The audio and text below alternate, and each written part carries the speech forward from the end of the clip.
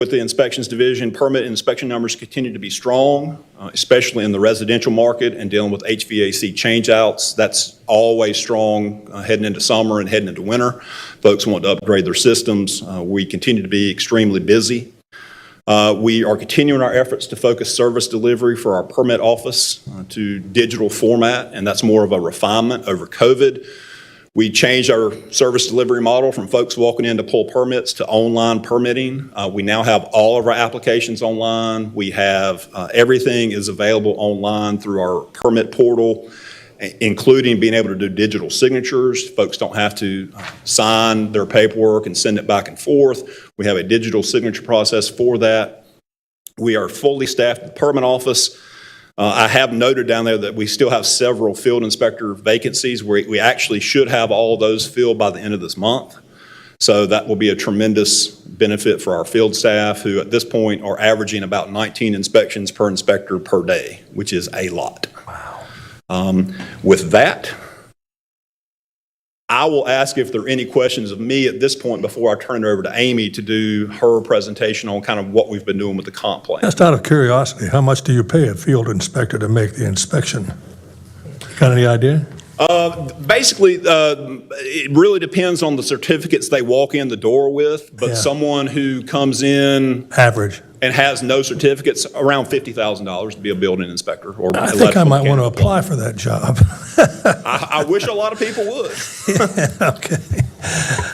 Mr. Chairman, I have one question, please. Yes, sir. Chris, I was at a community meeting the other evening, and the question was raised about our legacy plans. I know we're operating from a 2030 plan now. How frequently are those plans updated?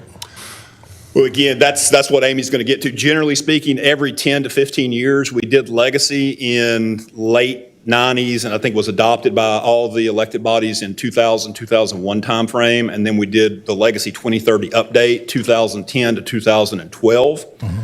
So we are in the process here in the year 2022, starting that process for Forward 2045. And that's what we're doing. So we're going to be updating that plan over the next couple of years. And then once we come out of that is then when we go back out to the neighborhoods and do the more detailed area plans. Okay. Thank you, Chris. All right. And with that, thank you. I'll turn it over to Amy. Amy, yeah. Good afternoon. All right, just an overview. As Chris mentioned, Legacy 2030 update was adopted in 2012, so it is about that time now to start looking at a new comprehensive plan. For 2045 will be a new plan. It will not be an update to Legacy, so it will be its own standalone document. Sometimes different departments and throughout municipalities will have a community steering committee when they do their comprehensive plans. Instead of going out into the public and developing a new steering committee, we are using the City County Planning Board as our community-wide steering committee. We also have a staff steering committee that has been formed to help sort of advocate and make decisions on items such as swag and the logo and things like that. May I ask a question? Mm-hmm. So what was the decision making about the community committee? It was really, it was about, we have the planning board, they're all community volunteers, they're vested they're vested in the process, they're city county wide, so utilizing them that have knowledge of the planning field and the planning process makes sense for us. That's fair. Mm-hmm. Thank you. So the first thing we did, it's similar to what we always do when we look at our programs and different policies, is we do a literature review. And so we wanted to look at different communities throughout both the nation as well as our regional peers and our statewide peers to see what they're doing with their comprehensive plans. And so we selected national, regional, and statewide examples. The national examples were either communities that are known for their planning in some realm, or they were award-winning comp plans. And then we also had asked staff to choose one comprehensive plan from anywhere in the country, as long as it was adopted between 2017 and 2020. So we wanted to be fairly recent.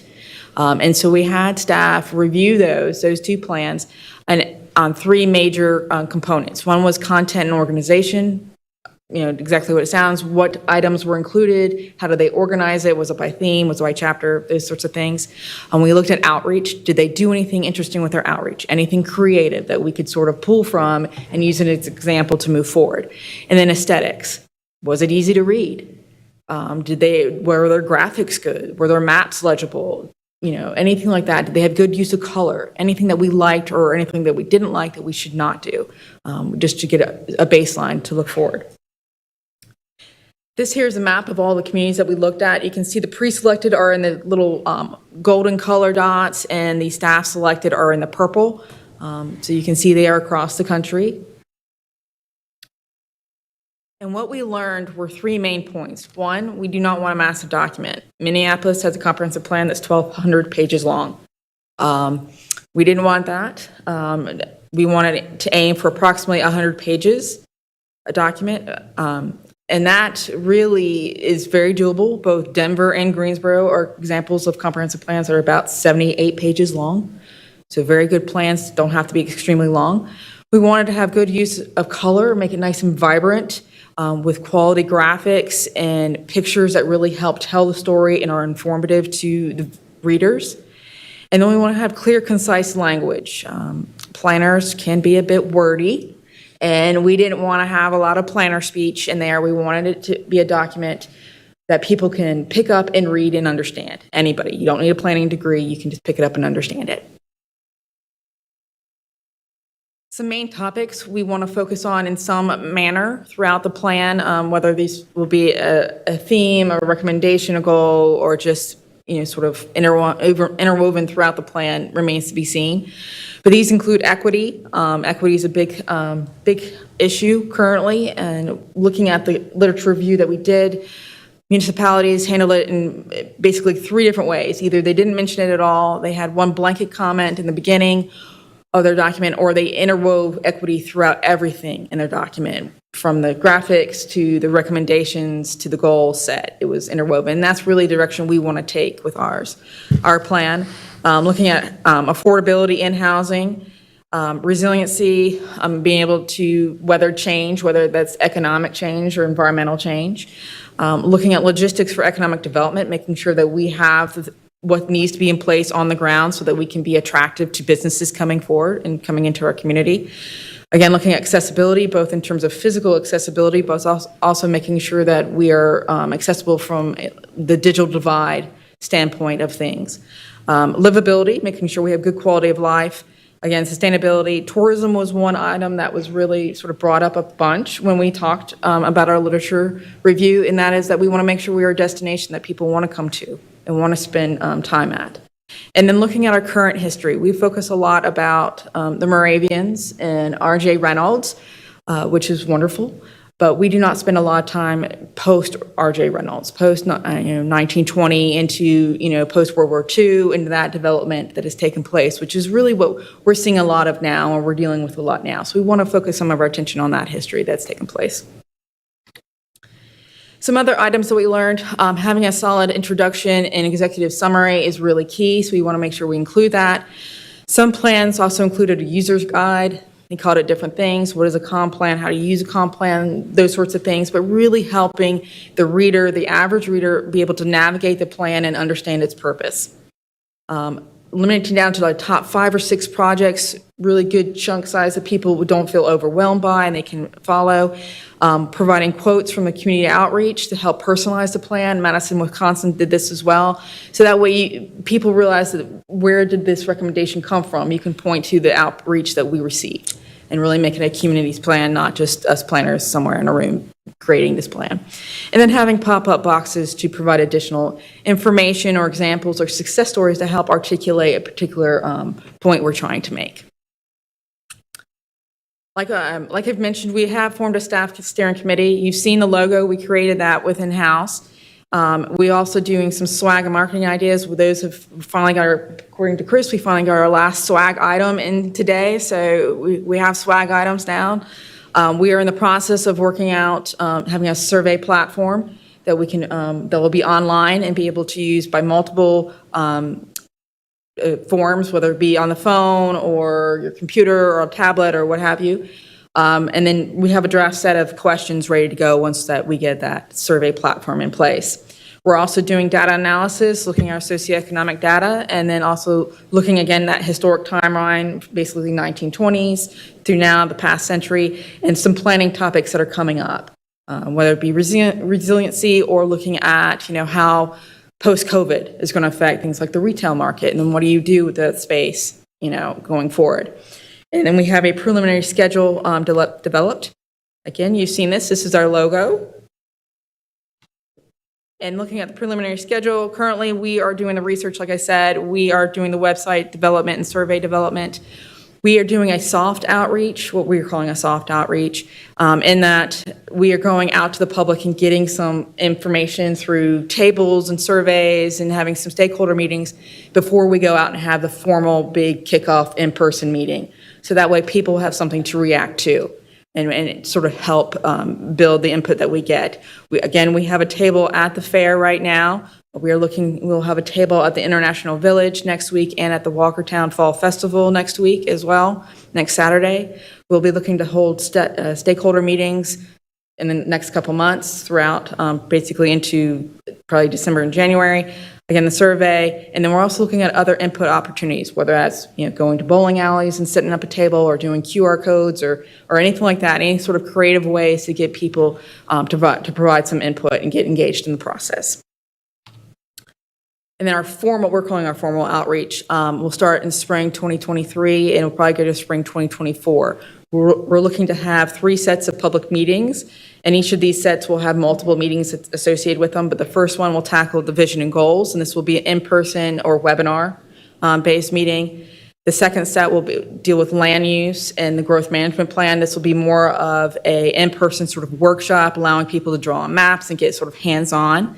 And then we'll come back out with a draft plan, again, in-person meetings and webinars. And then we've allotted additional time to do targeted outreach if needed. When we're looking through outreach, if we see that we're not getting outreach from a particular geographic area or from a particular segment of the population, we can do some targeted outreach that way to make sure we're getting as much input and broad-based input as we can. And then possibly do additional surveys as well. And then hopefully we'll have the plan developed summer 2023, summer 2024 with adoption in summer 2024.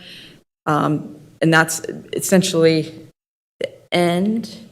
And I will answer any questions anyone has to say or ask or best I can. Mr. Chairman, I have one comment, please. Okay. I'd like to offer some soft input for 2045. I've been to a number of community meetings, and the question always comes up is, why is it that in the city, we don't have a policy that governs new developments having more than one way in a development and one way out? Mm-hmm. So I know that it's a policy decision, and I've spoken to some of our council people about that, but it really presents a safety issue for an old community when there's no infrastructure to support that. And I'm very familiar with one development. There's 125 houses that have been built with one way in and one way out. And you can imagine what kind of nightmare that presents to the community. So as soft input from the public, please consider that as you go through your 2045 plan. Will do. Thank you very much. Mm-hmm.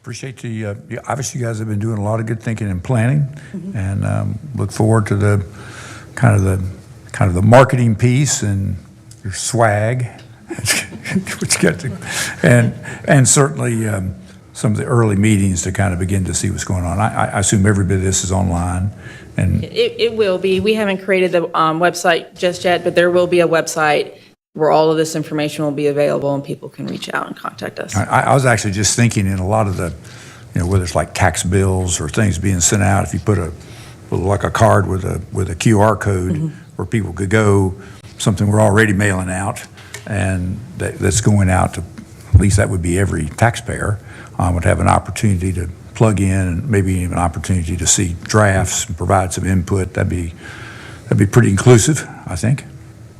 Yeah, definitely look into that.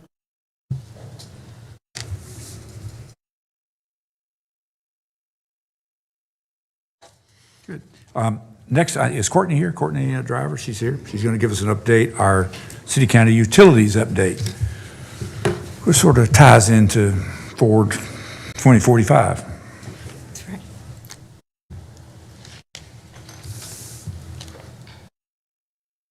Okay, I think we're good. Okay, good afternoon, Commissioners.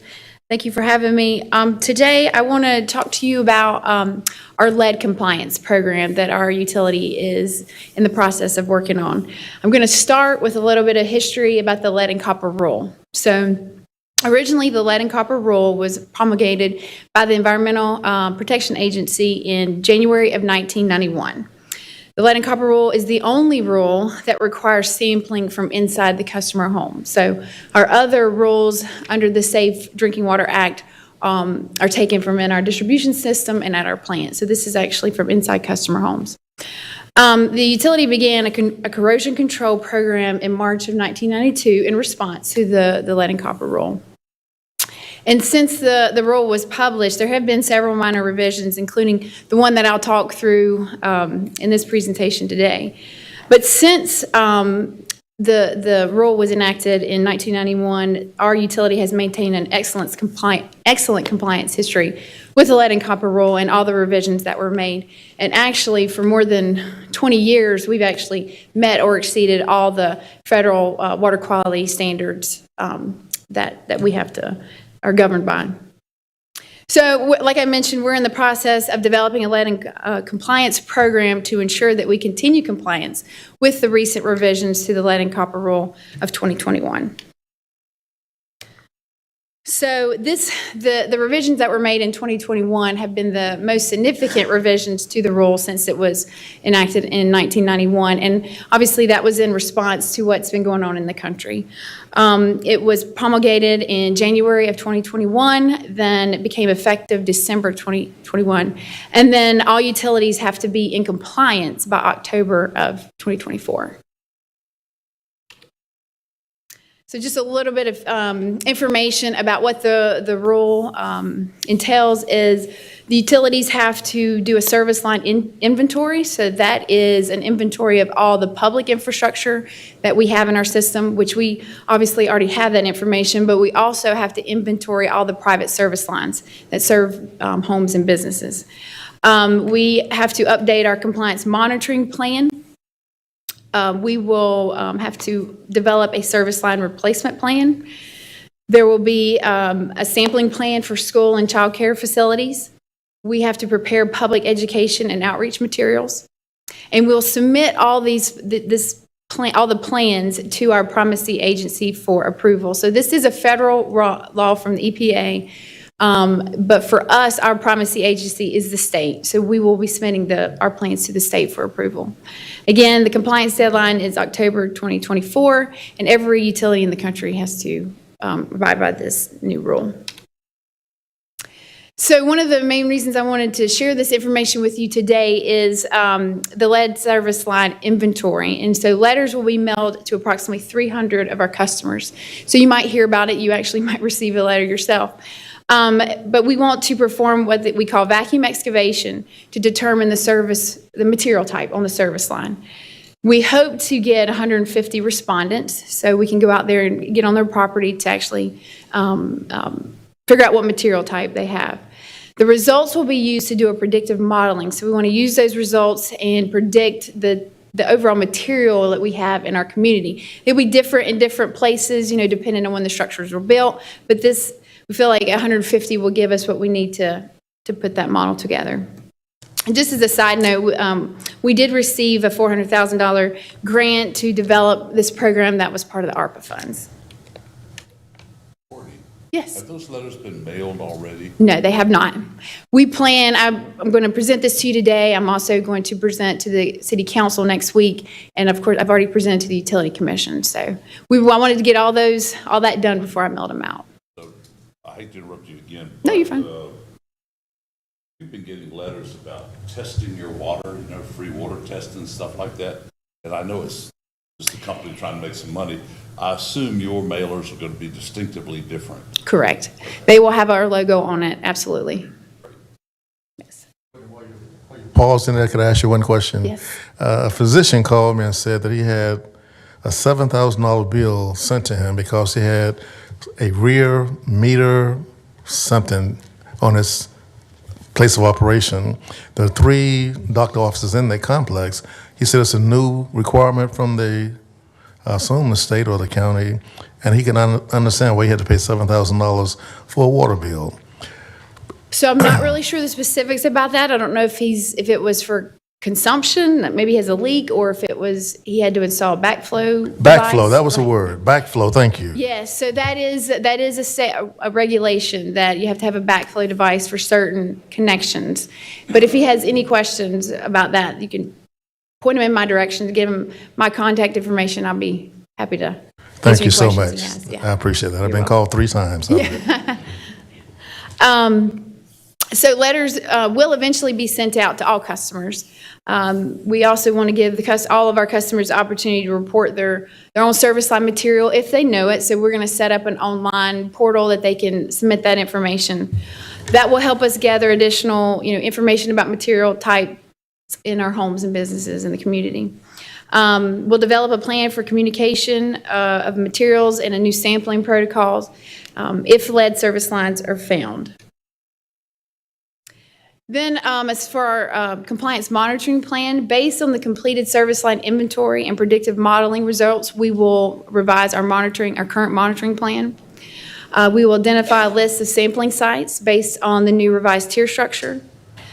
Again, we'll develop a plan for communication of materials and sampling protocols if lead service lines are found. And customers that have lead service lines that choose not to replace their service lines, the utility is now required to notify them annually that this exists on your property. The service line replacement plan, again, required for all utilities with lead service line, galvanized lines requiring replacement and on material types. We have to prioritize that for replacement. These are all plans that we have to put together. The plan that we put together will only be implemented if the action level or the trigger levels are exceeded. So based on our monitoring and the sampling we do, we have to have this plan in place, but we won't have to move forward with the plan unless we exceed these trigger levels that are under the new rule. So school and child care sampling plan. So as we all know, young children and infants are particularly vulnerable to lead. So the goal is to increase knowledge of potential lead exposure. The revisions to the lead and copper rule detail they talk about increased testing at schools and child care facilities. It also states in there that we need to prioritize social environmental equity. It is a 5-year testing cycle. The rule calls for testing at only elementary and middle schools. However, our utility will test all schools, so we will include the high school as well. Again, public education is a big piece of the new revisions. So we really want to drive customer and stakeholder awareness and engagement. Obviously, we want to focus on transparency and be proactive. And then we just want to inform and educate the public about lead and lead pipes and lead exposure. So with that, that's our compliance program at a real high level. And if you have any questions, I'm happy to answer. Maybe ask one question. Just dealing with where are you going to find lead pipe? I assume there, at this point, no lead pipes from the meter to the house. So there's not any more that are being installed, but I would say There's still some that have been there. There's some, like in the 80s, if you had a structure that was built in the 80s, they used different lead type materials for the service lines. So that's what we really need to do with our inventory. We've got to find out what's out there. And one of the tricky parts is, as I mentioned, we know what's in our system, but we need help from the customers because we got to get on their property to figure out what's part of these private service lines that are serving their house or business. Yeah, What's out there. It would seem that the connection at the meter would give you a little clue about what's likely going. I mean, I'd be surprised there's not another source of water going to a house. No, but what you see, so when our crews go out there and they are digging down on the connection that's in the public right of way, and we see a lead pipe or a gooseneck or anything, we'll go ahead and change that out. That's what we do. We do that to the right of way where the meter's at. And then after that, the right of way, it becomes private property, and that's more the homeowners. So there could be instances where there's a different material type in the right of way, and then after the meter, a different pipe that serves the house. And so we're going to be looking on both sides of the meter, inventorying as much as we can to figure out what exactly we have out there in our community. And is not your work sort of limited, or at least confined, because you wouldn't find anything in a house, built after 1990? You might find some supply lines perhaps, but I'm talking about in the house. I'm thinking of something, I'm looking at the age of construction when lead pipes would never be found. The age of construction is an important factor because there were, at certain points, and I can't remember exact timing, but, lead's not allowed. And so the material type that's being used now versus what was allowed in the 80s is obviously different. Yeah, I can see a major issue for homes older than 80, Correct. which obviously there are many, but we know where they are, and seems like that's your real target group of finding out that and knowing. Correct. That's absolutely going to be a factor in looking. And actually where we sample at right now, so the sampling plan that we're currently under with the current lead and copper rule, those are the homes we test in, and those are approved by the state. So yes, we target those homes that would be more susceptible or at a higher risk because of when they were built.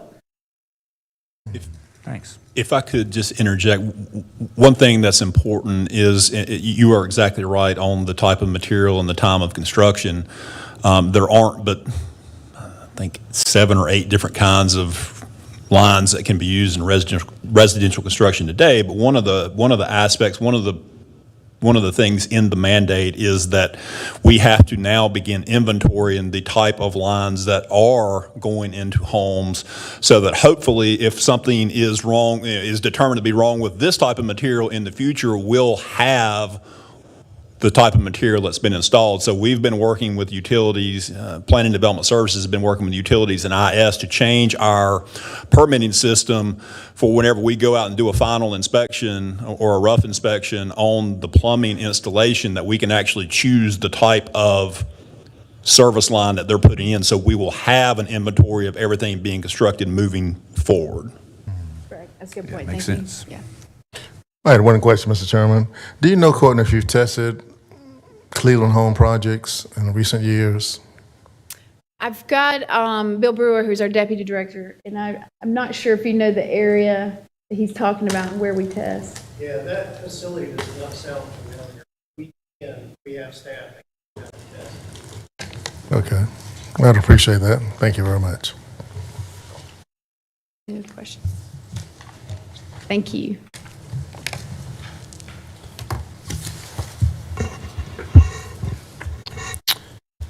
Thank you. I think we're ready for the county manager now to go over our agenda. All right, very good. Thank you, Mr. Vice Chairman. Good afternoon, board members and staff and guests. We do have some business items to review today. For the October 13th meeting, we do have several matters for closed session. So once we finish this, we go ahead and I'll read the closed session motion. So go ahead and dive into it. For the October 13th meeting, you've got 2 special resolutions. You've got a resolution to support the designation of U.S. Highway 421 in Wilkes, Yadkin, and Forsyth counties as a future interstate corridor. Kyle Haney's here, and he'll talk a little bit about what this involves. Good afternoon, Commissioners. The item before you is an item that would lend your support to the designation of U.S. Highway 421 through Forsyth County, Yadkin, and Wilkes County as a future interstate highway. You may remember in 2019, this board adopted a similar resolution in support of such efforts, and I can tell you that it was successful. It takes congressional action to have that done, and it was successful for the portion of US 421 between Harnett County and Guilford County. So that is designated a future highway, Highway 685. The benefits of that designation are really, there's increased focus on those future highways for infrastructure repairs and upgrades to get it to the interstate highway standards, as well as it has significant economic development benefits as well. Companies are looking to locate close to an interstate highway, and then it provides a reliable transportation system for workforce as well. The project is being spearheaded by the Carolina Corps and Piedmont Triad Partnership.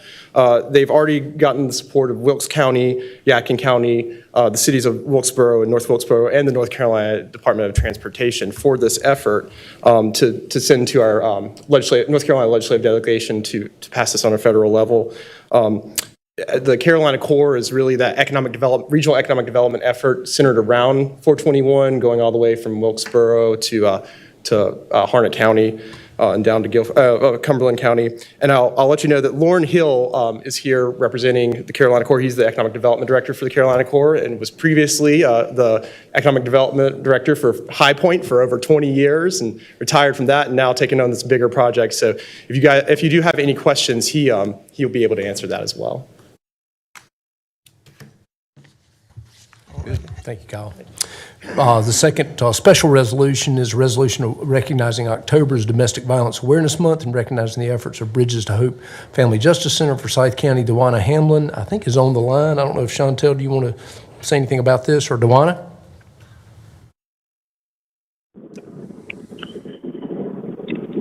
Good afternoon, Commissioners. Can you hear me? We can. Thank you for recognizing October as Domestic Violence Awareness Month and the work of the many community partners of Bridges to Hope Family Justice Center. Dewana, we appreciate everything you're doing over there. Thank you. All right, very good. Agenda item 3 is approval of minutes for the meeting of September 22nd. Those will probably get out here shortly. If I'm not mistaken, I think Rosalind has already sent those out. Yes, okay, very good, thank you.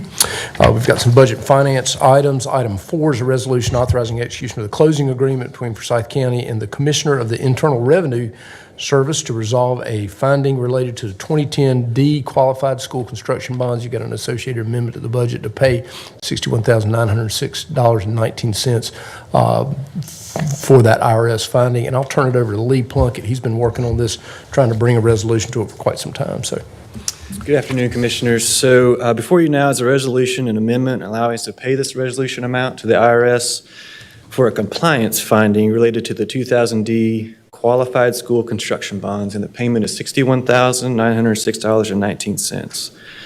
A year ago, the IRS began an audit on these bonds, and their focus was on the 3-year spending deadline to spend all $26.4 million of the bond proceeds from this sale. And according to the IRS, we came up about $221,000 short, so less than 1% of our total proceeds.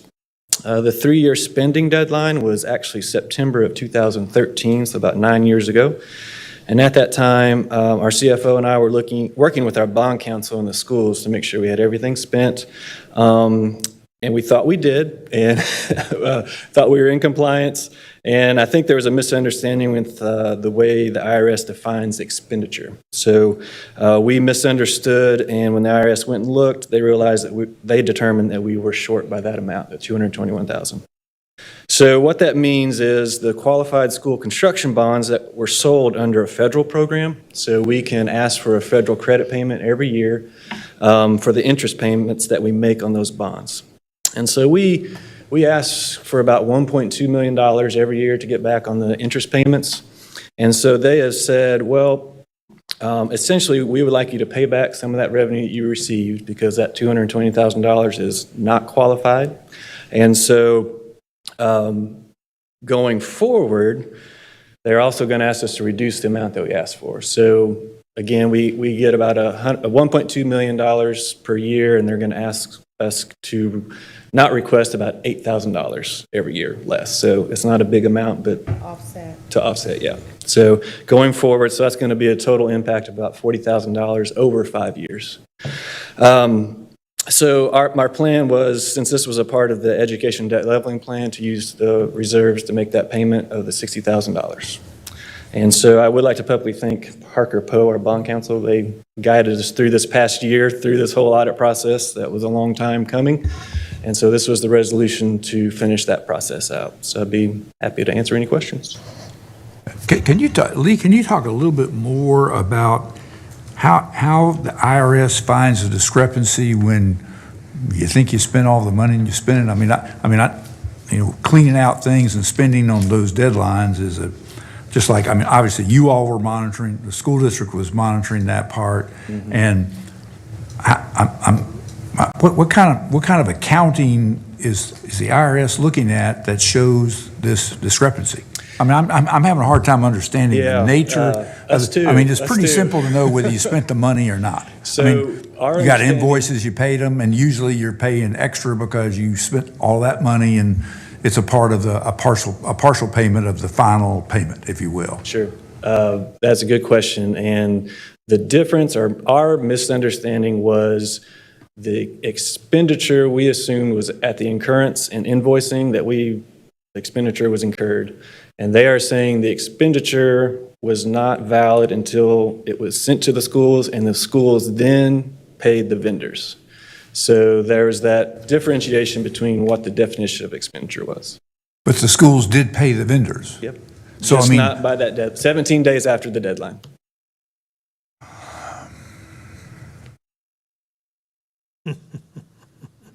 that's interesting. The IRS is very unforgiving, is what that really says. 17 days unforgiving. There was no way for us to appeal that? So our bond counsel asked, we had meetings with IRS agents, and for whatever reason, on this federal program, the Qualified School Construction Bond Program, was a hard 3-year deadline.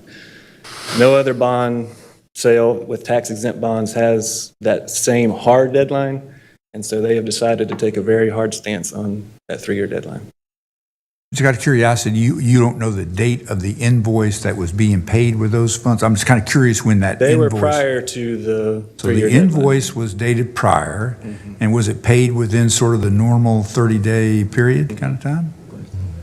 Whew, that's a tough Yeah, one. that was a tough one to hear. Yes, it was. Lee, that won't impact our bond rating, will it? It will not. Okay. Have you shared this with our congressional delegation? I have not. And my only last question would be, so what policy have we put in place so that this doesn't happen again? That's a great question. And we reviewed our compliance procedures, and there's nothing really to change of our compliance procedures. The difference is the understanding of what an expenditure definition is. So, like, for example, when we talk about ARPA, the incurrence is the way the IRS defines, or the U.S. Treasury Department defines an expenditure, but not for these bonds. So it's different in the bond world, evidently.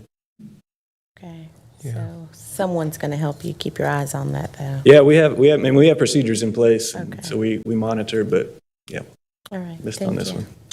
Wow. Got it. Thank you, Lee. Appreciate that. Agenda item 5 is an amendment to the fiscal year 2022-2023 budget ordinance that appropriates Inspire grant funds from the Appalachian Regional Commission. Denise Price is here, and she is going to come up and talk about this. Good afternoon, Commissioners. You may remember that on August the 25th, you authorized us to apply for and to accept, if awarded, an Inspire grant in the amount of $50,000 with the Appalachian Regional Commission. We were awarded that grant, so this is to authorize a budget ordinance amendment to appropriate the dollars. Happy to answer any questions. Thank you, Ms. Price. Agenda item 6 is an amendment to the 2020 Motor Vehicle and Mobile Equipment Replacement Capital Projects Ordinance that appropriates some claims proceeds, and Christopher Ong with Budget Management will review.